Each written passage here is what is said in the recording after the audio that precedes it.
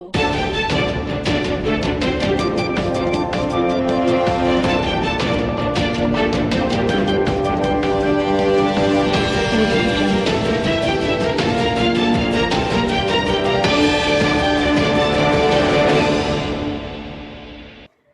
શહેરના ગૌરવપથ રોડ પર 3 દરવાજા ટાવરથી રેલવે સર્કલ સુધી નગરપાલિકા દ્વારા હમણાં તાજેતરમાં જ નવીન ડામરનો રોડ બનાવવામાં આવ્યો હતો અને જેના લેવલ બાબતે સમાચારપત્રો અને સ્થાનિક ચેનલોમાં પણ સમાચાર પ્રસિદ્ધ કરવામાં આવ્યા હતા, જેમાં એવી પણ દહેશત વ્યક્ત કરી હતી કે જો આગામી ચોમાસામાં ભારે વરસાદ તૂટી પડ્યો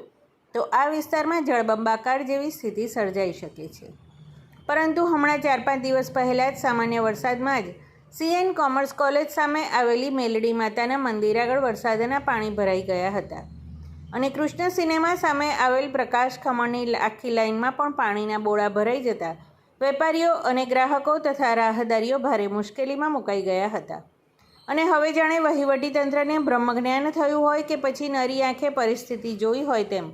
એકાએક જ સફાળા જાગીને અડધી રાત્રે CN કોમર્સ કોલેજ પાસે હમણાં જ બનાવવામાં આવેલ નવીન રોડ ખોદીને પાણીના નિકાલ માટેની કેનાલ ખોદી કાઢવામાં આવી છે, જેના કારણે વહેલી સવારે રાહદારીઓ અને સ્થાનિક વેપારીઓમાં ભારે રમૂજ સાથે આક્રોશ જોવા મળ્યો હતો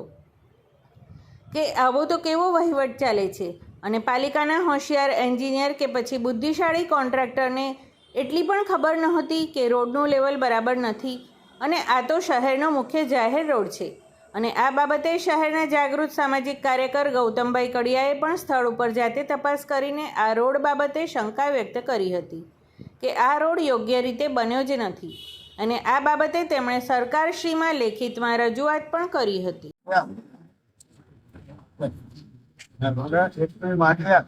માટી આવી ગઈ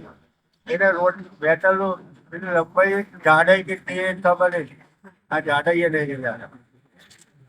સમાચાર અને જાહેરાત માટે સંપર્ક કરો પ્રકાશ સોની 94 294 35 034, અલ્પેશ બારોટ 93 774 26 544. વિસનગર કે ન્યૂઝ.